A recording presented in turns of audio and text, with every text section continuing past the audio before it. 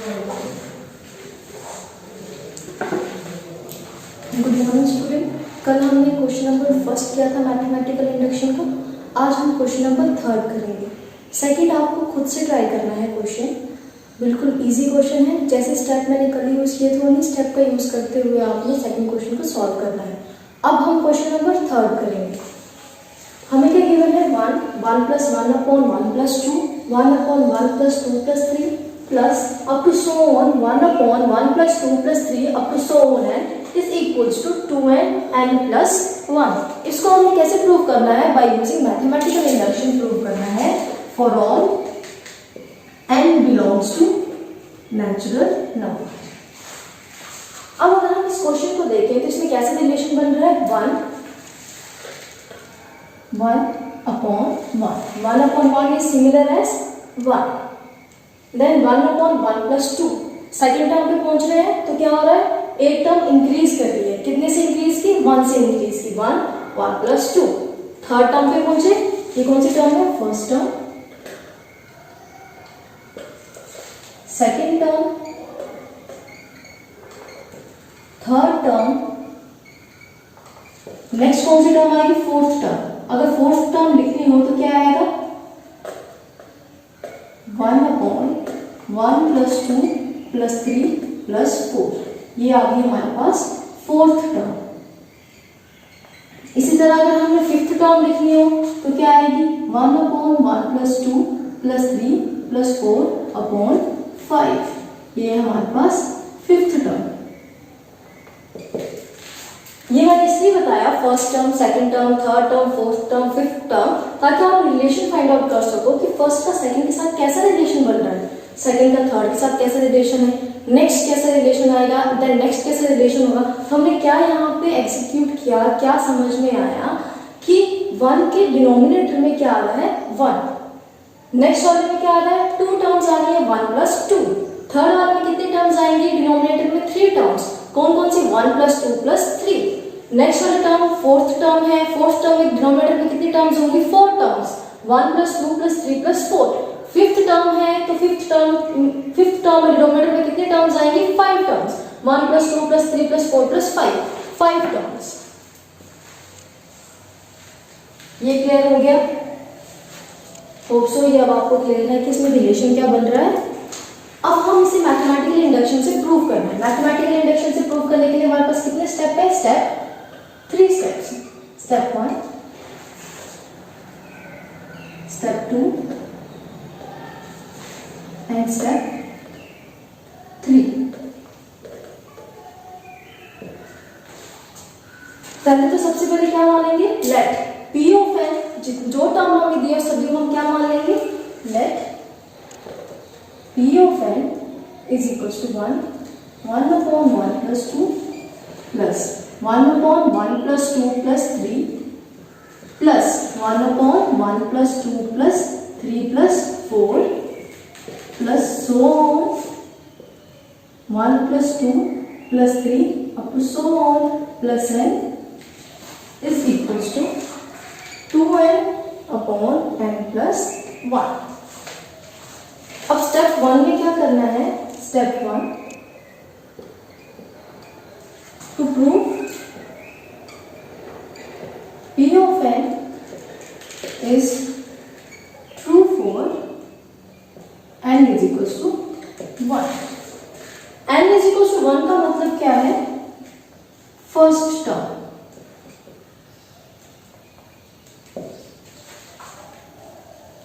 Put n is equals to 1 in left hand side. Left hand side हमारे पास क्या है? ये हमारे पास लेफ्ट हैंड साइड, ठीक है। अब 1 कहाँ पुट करेंगे? फर्स्ट टर्म में।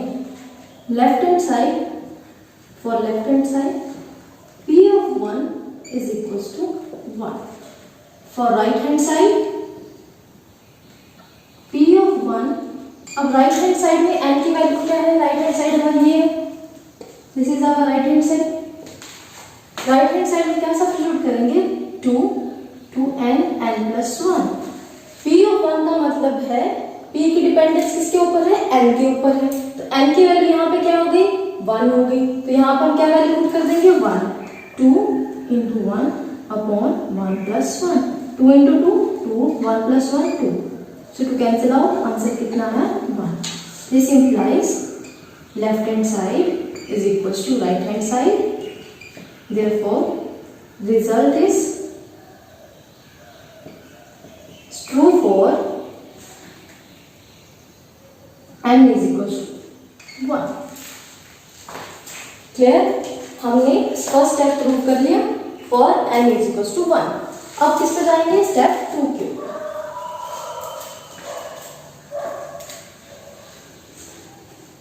स्टेप 2. स्टेप 2 में हमें प्रूव करने की जरूरत नहीं है, हम क्या अज्यूम करके चलेंगे कि ये रिजल्ट ट्रू ही रहता है for n is equal to k. Let P of n is true for n is equals to k. n is equal to k का क्या मतलब है?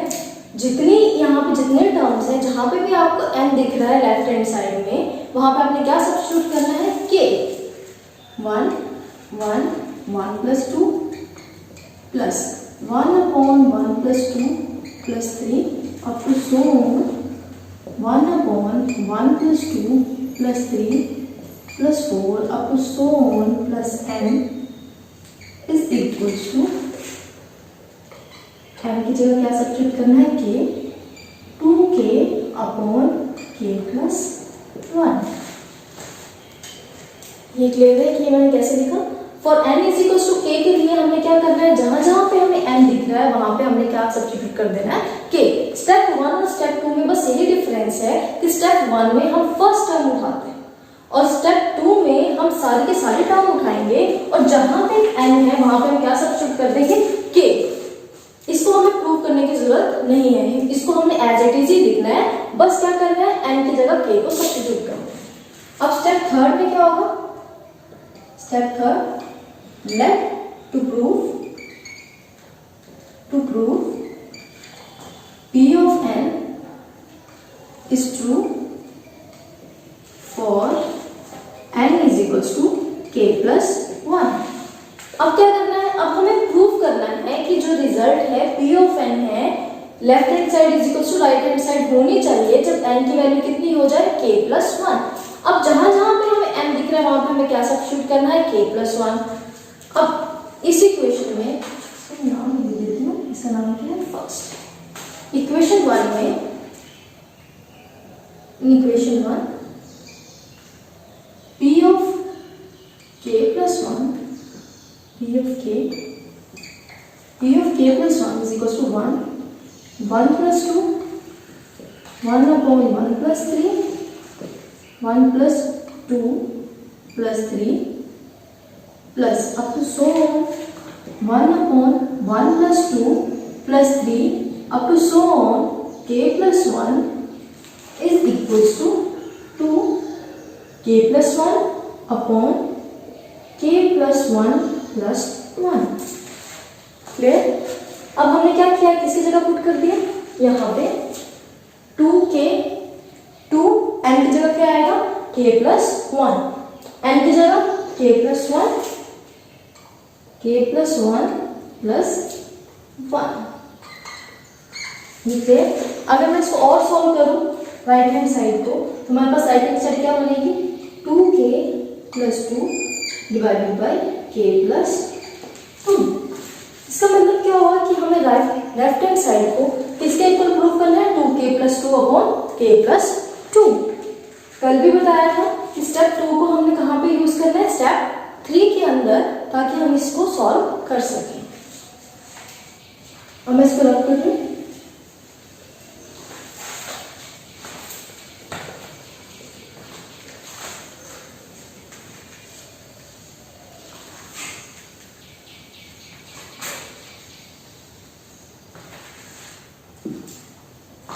अगर हम आप यहाँ देखें तो फर्स्ट टर्म क्या है? 1. सेकंड टर्म क्या है? 1 अपॉन 1 प्लस 2. थर्ड टर्म क्या है? 1 प्लस 2 प्लस 3. हमने क्या देखा? डिनोमिनेटर क्या कर रहा है? एक इंक्रीज कर रहा है. 1 प्लस 2 हो रहा है. यहाँ पे कितना हो गया? पिछले बार तो वही टर्म्स रही पर एक और इंक्रीज हो गया. अगर मैंने पीछे जाना हो तो मैं क्या करूंगी, ये 3 टर्म है, 3 टर्म में अगर सेकंड टर्म में जाना है तो ये मुझे निकालना पड़ेगा, तभी 1 + 2 है। अब इसी तरह अगर मैं यहाँ पे पहुंचूं, लास्ट टर्म है, अगर मुझे प्रीवियस टर्म लिखनी होगी तो मैं कैसे लिखूंगी, मैं इसको कैसे लिख सकती हूँ, 1/1 + 2 + 3 up to so on plus k + 1 है, इसे पिछली टर्म क्या आएगी,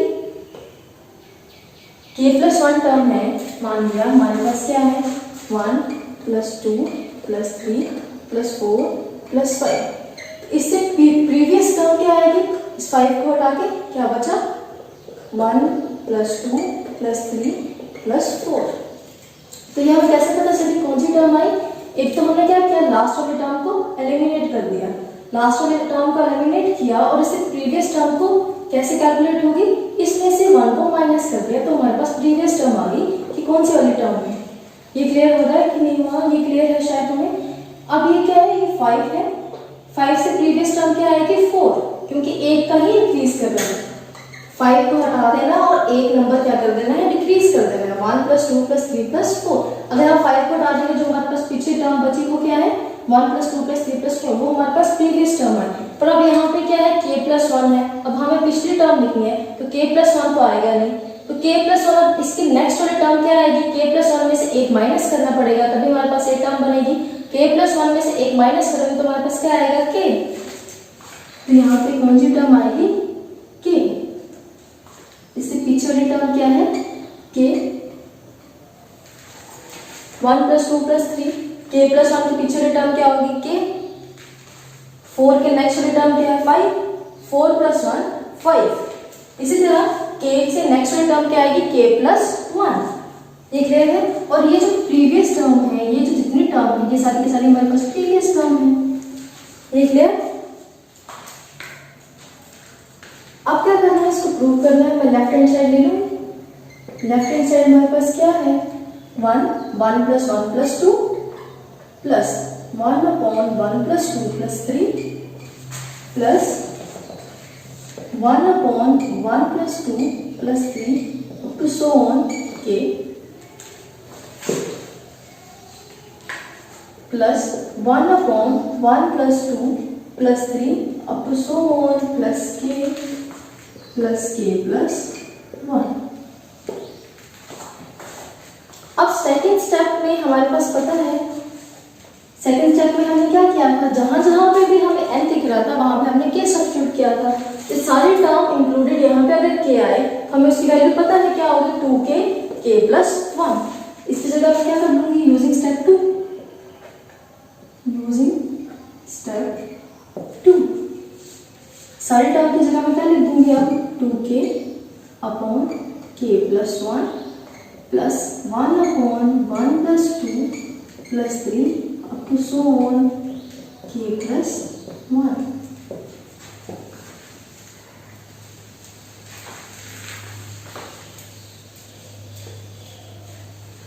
ये रिजल्ट याद रखना है कि ये हमें ये प्रूव करना है, हमें क्या प्रूव करना है 2k + 2 k + 2।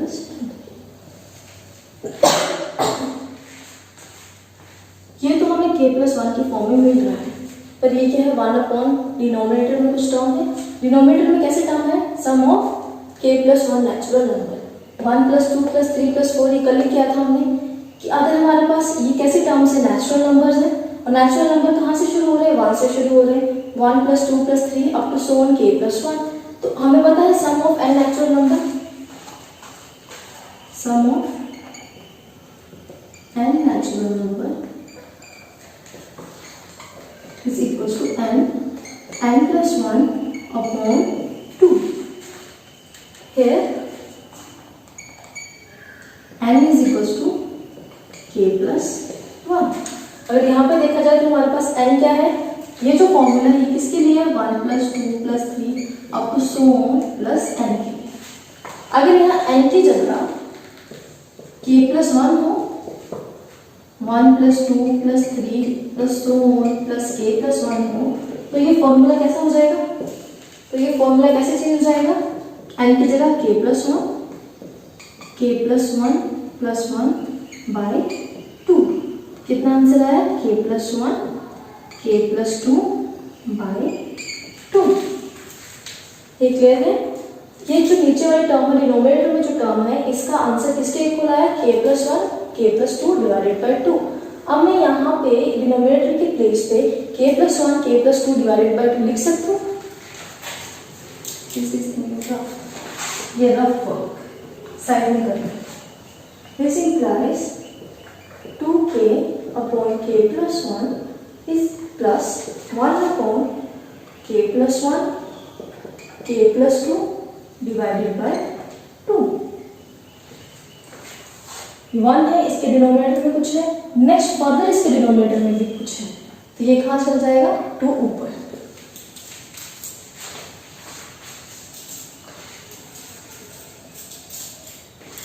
तो हमारे पास क्या बना, 2k k+1 plus 2 upon k+1 k+2।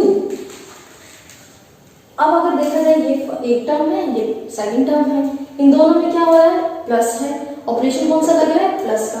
कुछ कॉमन टर्म्स भी हैं, k+1 k+1, क्योंकि अब हमें यहाँ पे क्या है, k+2 चाहिए, यहाँ पे क्या आ रहा है, k+1। तो कुछ इस मैथमेटिकल इंडक्शन में हमें ये याद रखना है, हमें इनको ओपन करके नहीं लिखना कि आप तुम ऐसा कर दो k² + 2k + k, इसको सॉल्व नहीं करना है। अगर इसको with in the bracket factors बना के ही रखना है, जितना फैक्टर्स बना के रखोगे उतना ही क्वेश्चन करना इजी रहेगा। अगर तुमने इसको ओपन करके लिख दिया तो तुम्हारे लिए डिफिकल्टी हो जाएगी क्वेश्चन को सॉल्व करना। जितने फैक्टर्स बन रहे हैं उनको एज इट इज फैक्टर्स में ही लिखो। अब यहाँ पे कौन कौन से फैक्टर आ रहे हैं, यहाँ पे भी 2 है, यहाँ पे भी 2 है, यहाँ पे भी k+1 है, यहाँ पे भी k+1 है। हमने क्या निकाल लिया बाहर, 2 अपॉन k+1। पीछे क्या बचा, k प्लस 1 अपॉन k+2। ये क्लियर है। यहाँ पे हमने क्या निकाल दिया बाहर, 2 बाहर निकाल दिया, यहाँ पे k+1 बाहर निकाल दिया, यहाँ पे क्या बचा, k प्लस, यहाँ 2 बाहर निकल चुके हैं, अपॉन में k+1 भी बाहर निकल चुका है, तो यहाँ पे क्या बचा, k+2।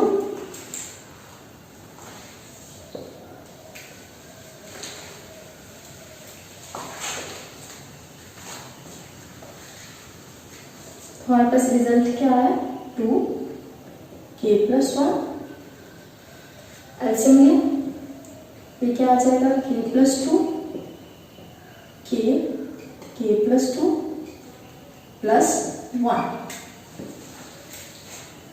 That is 2k+1 k² plus 2k plus 1 upon k+2।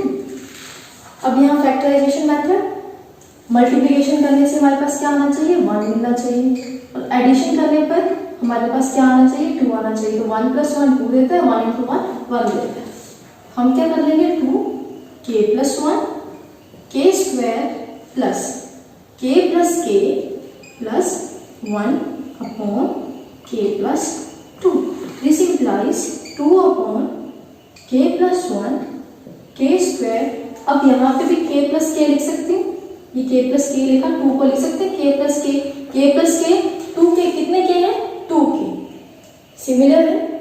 अब यहाँ पे क्या कॉमन है, k कॉमन है, पीछे क्या बचेगा, k² k + 1। इन दोनों में क्या कॉमन है, इन दोनों में k कॉमन है, k² को लिख सकते हो k × k। तो यहाँ पे 2k है, यहाँ पे 1k है, तो 1k मैंने बाहर निकाल दिया, तो यहाँ पे कितना बचा, 1k बचा, यहाँ पे कितना बचा। तो किसी के साथ कोई टर्म नहीं लिखी होती, उसका मतलब उसके साथ क्या लिखा होता है, 1 × k। तो यहाँ पे क्या कॉमन आया, k+1, और दूसरे में क्या कॉमन है, प्लस k+1 अपॉन k+2। अब यहाँ पे भी k+1 है, यहाँ पे भी k+1 है। अगर कुछ भी नहीं लिखा है इसके आगे, इसका मतलब इसके आगे क्या है, 1 है। तो हमारे पास क्या आया, 2k+1 k+1 upon k+2। k+1 से k+1 कैंसिल आउट, आंसर कितना आया, 2k+1 अपॉन k+2। इसको फर्दर सॉल्व करूँ तो क्या आएगा, 2k+2 upon k+2, that is equal to हमारे राइट हैंड साइड। यही रिजल्ट हमें प्रूव करना था, 2k+2 अपॉन k+2। तो ये हमारे पास रिजल्ट प्रूव हो गया। एंड हम क्या लिखेंगे, this implies P of n is true for n is equals to k plus 1। That's it. ये हमारा थर्ड क्वेश्चन कंप्लीट हो गया। Thank you.